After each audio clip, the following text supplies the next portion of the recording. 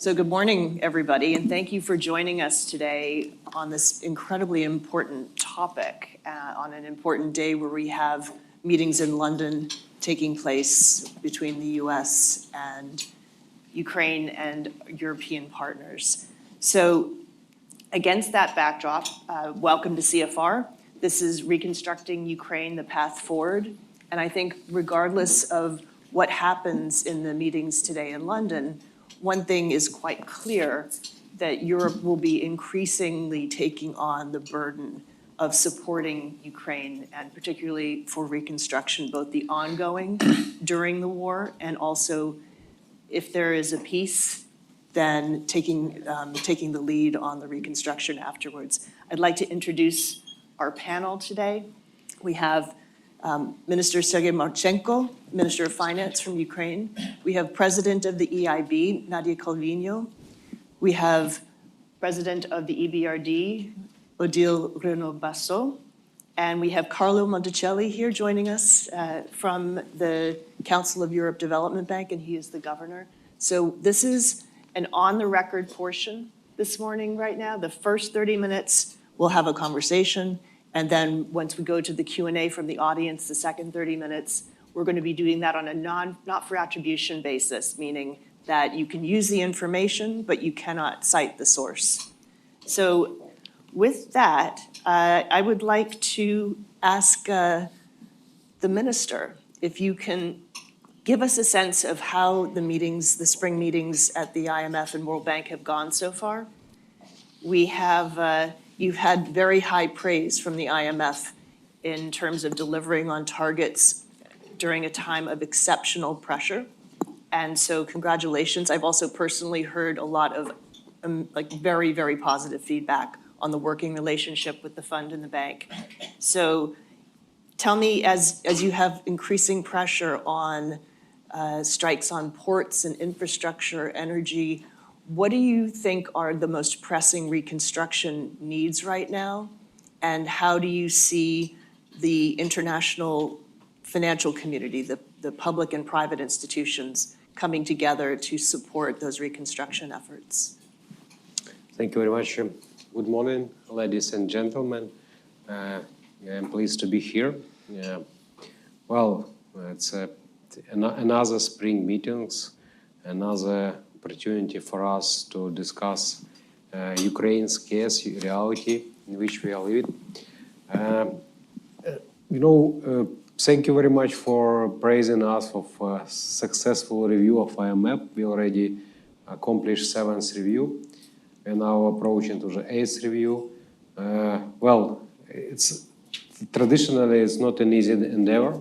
Every time it's a challenge. Every time a new issue can be necessary to resolve.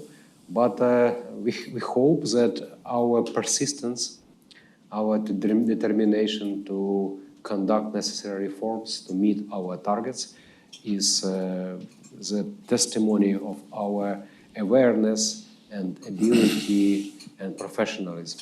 Again, we are trying to survive during this war.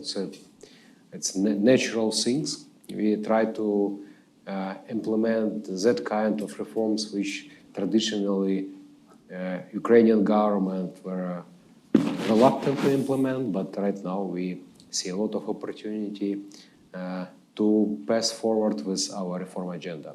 If you're talking about reconstruction, well, it's traditionally very natural point of discussion, let me say.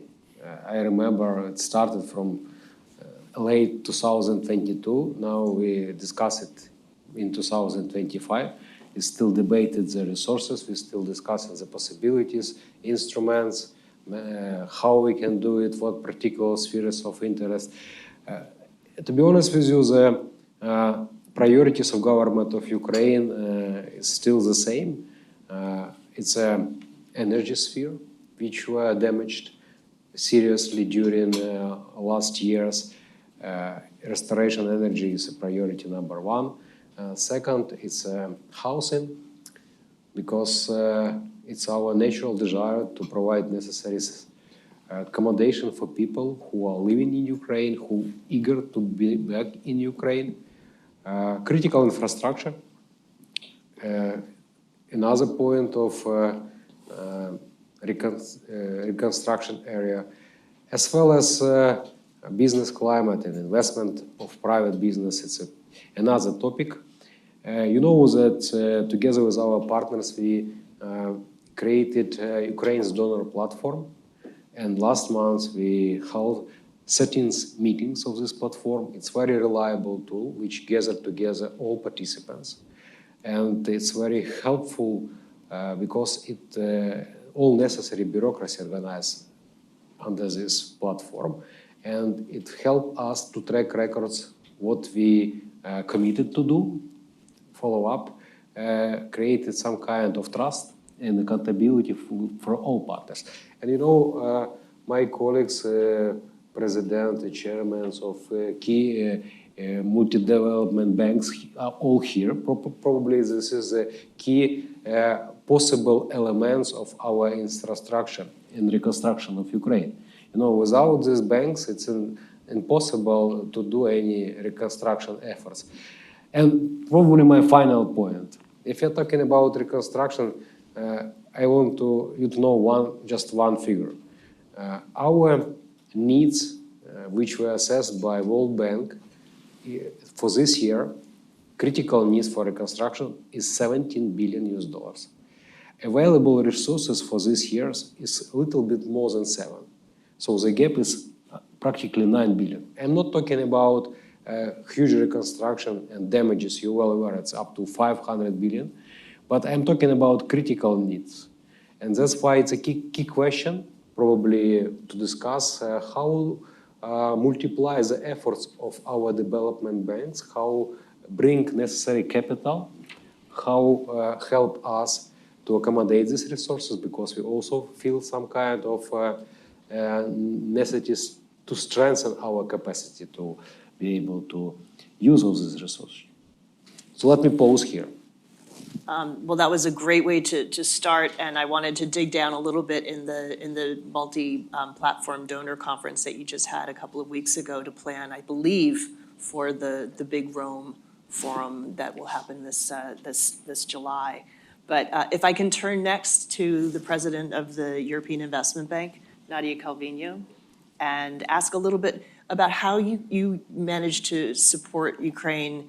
What, if any, new developments have come out of these spring meetings? And for those who are not familiar with the European Investment Bank, it is one of the largest multilateral investment banks in the world. It has a balance sheet of in excess of 550 billion euros.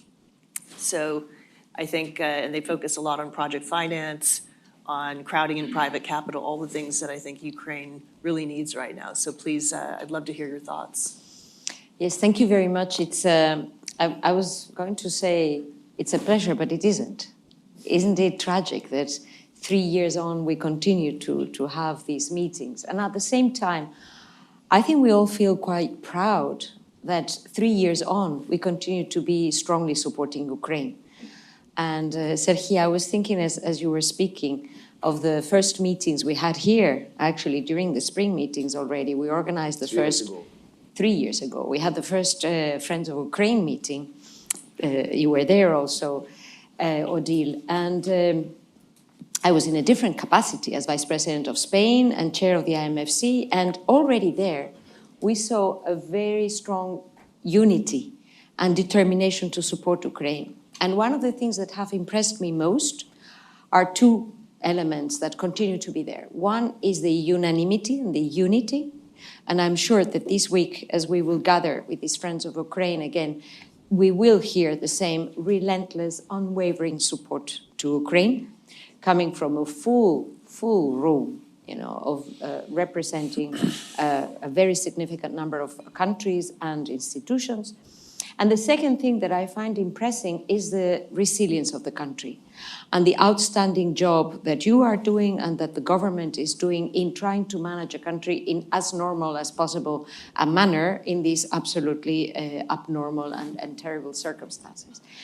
And the second, and to come to your question, The European Investment Bank is probably the main investment partner to Ukraine. We work very closely with the EBRD and with the other multilateral partners in providing the necessary finance to rebuild the bridges and the trains and the energy infrastructures, to build bunkers to protect the schools and the kindergartens, to look into emergency number 112, the European emergency number, so that we can bring together all the emergency services at the municipal level, water infrastructures, district heating.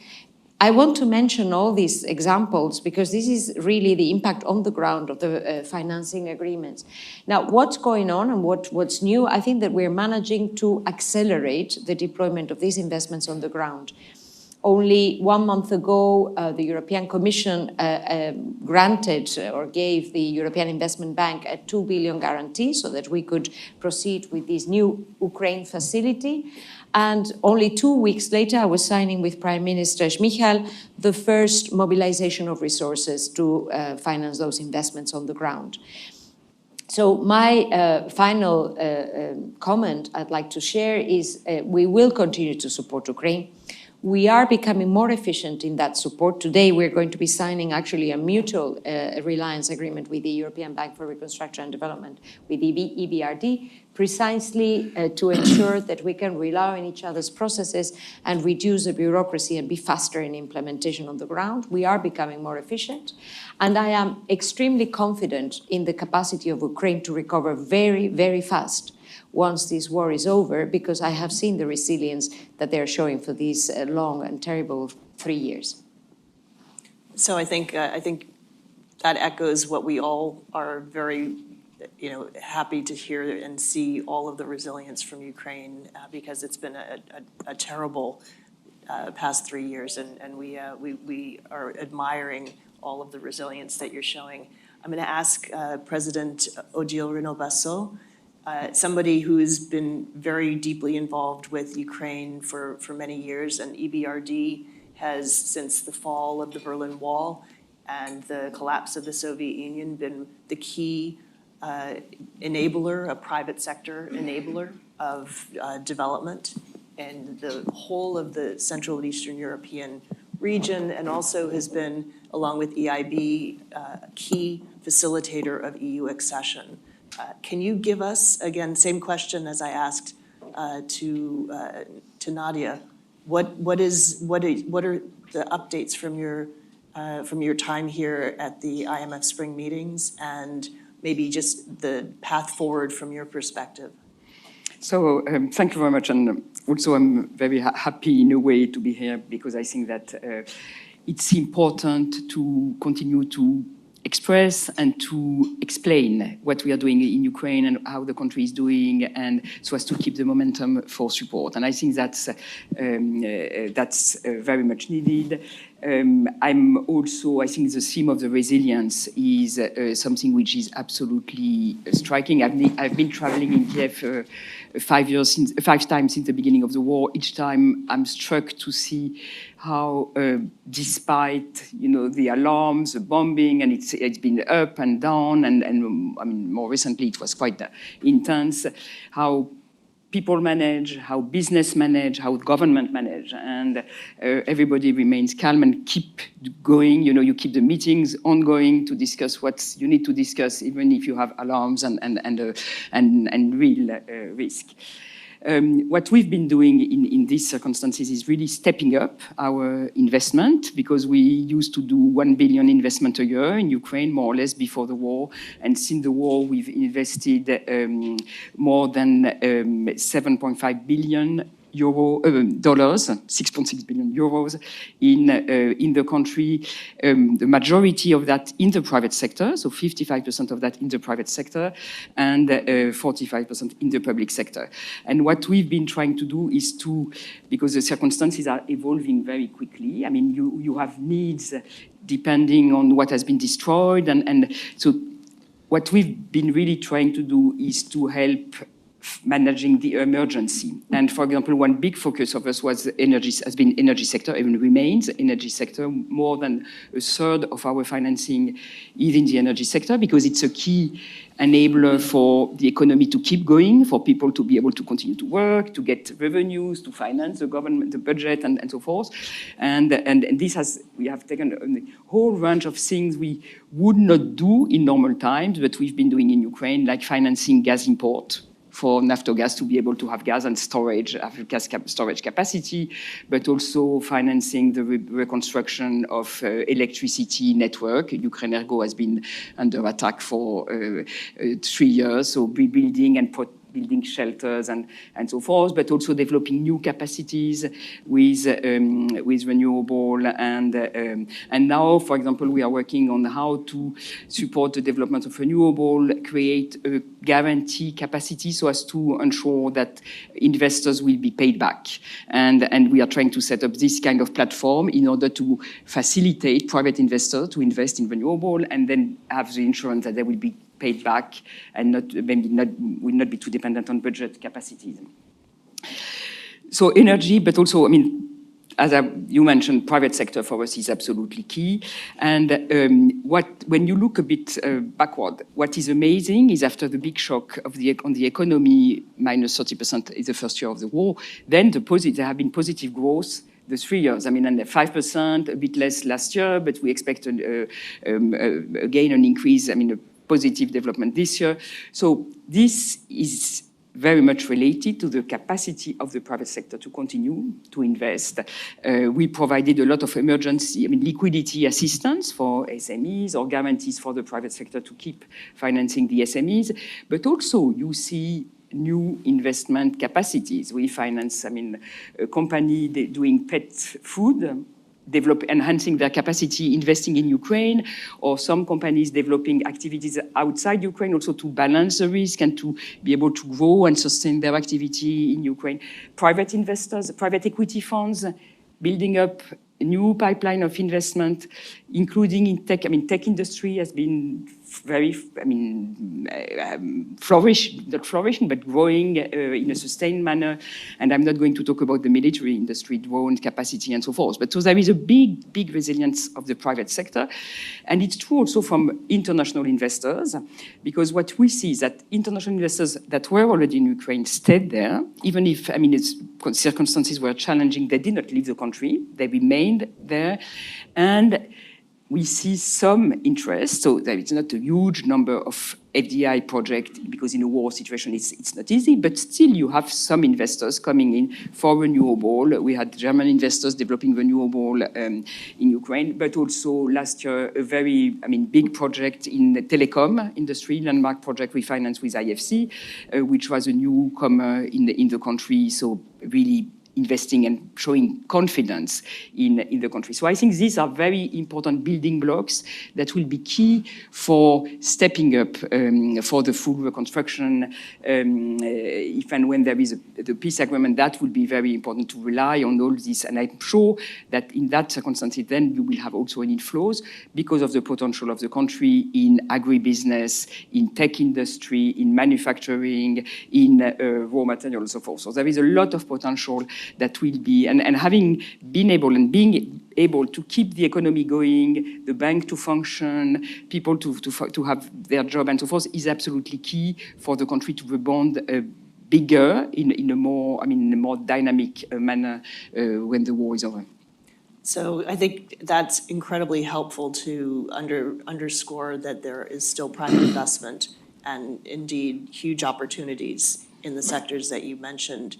But at the same time, you've had a lot of displacement of people, of Ukrainians within Ukraine and also in Europe. And so I'd like to turn to Governor Carlo Monticelli to talk a little bit about what the Council of Europe Development Bank has been doing in that area, because I think you've played a very key role. So please go ahead. Well, thank you for having me, and I am the sort of new old kid at the block. I'm new in the sense that the bank's involvement in Ukraine only came after the brutal Russian invasion, but old because the bank is, after the World Bank, the oldest multilateral development bank in the world. It has a special role in the international financial architecture, if you will, because we are the only multilateral development bank which only focuses on social investment. Schools, hospital, social housing.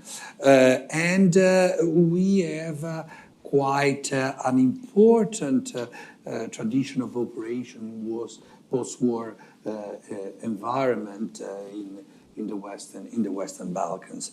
So we have been bringing this expertise to the table after the invasion, while the process of membership, which took place in record time, in less than 1 year, while this process was taking place, we were supporting the Ukrainian people, just financing neighboring countries that were hosting displaced people.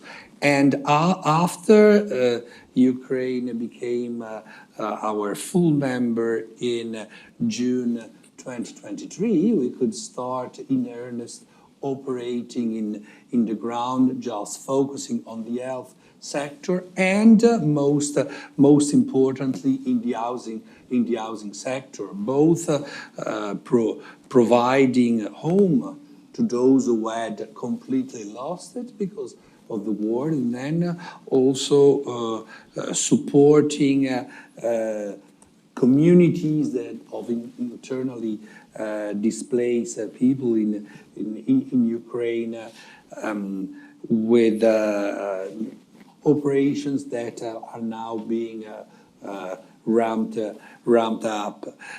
What I am really keen to flag is that the tragedy of the war has at the same time had the silver lining of acting as a very powerful catalyst for the coordination of the various IFIs on the ground, with an enhancement of collaboration, exchange of information, but also signing mutual reliance agreements just to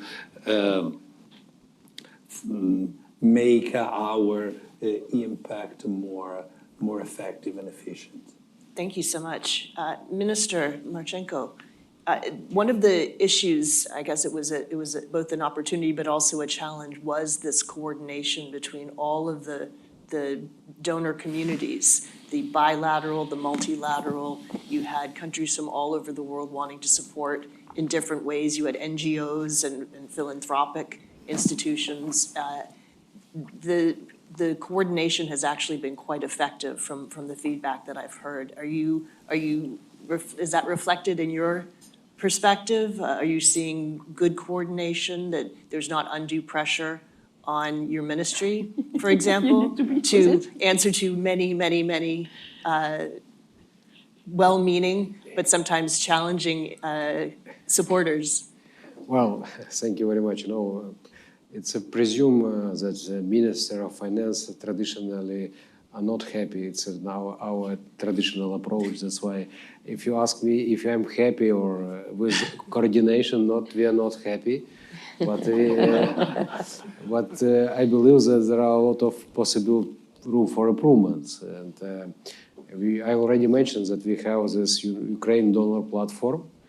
Well, it's a very well-organized instrument where all our partners, donors, can vocally and loudly make their sentences and expectations related coordination, etc. And I see a lot of progress we achieved during the work on the platform. So, for example, we introduced public investment management system, which envisage streamlining all existing projects into one specific facility, single project pipeline tool, which helpful for all donors, which helpful for local communities, for government of Ukraine, because it's very sound system. You can put here all necessary documentation, information about projects, about necessary repairment, construction, and it's very helpful because it helps us to estimate. It helps us to really transparently to show what we are eager to support as a government of Ukraine. And probably it's also helpful for our partners, development banks, because for them it's a very reliable instrument which helps them to understand what is the key governmental priorities. Because, we can talk about energy, we can talk about housing, but if we have been included this project into our pipeline, it means there is just words. If you already included this project, and we as a government of Ukraine are able to put some amount from our budget to show this is really real of our interest, it can work. So I just explained that it's a constant process. Of course, we've had we've done a lot of mistakes. We still trying to collaborate how to wage this interest, central governmental interest, local governmental, because it's not an easy process. Sometimes, it's still debated. Specifically during the war, it's different kind of discussions, but it's still an ongoing process. But, probably, to be honest, we are more happy than not happy in coordination, but there are a lot of opportunities to improve it. So, and of course, all of these institutions have been vital in providing capacity building on the ground for the pipeline of projects, because with so many people displaced and an active war going on, it's very hard to get the right resources trained up and implementing a lot of the projects that you have in that pipeline.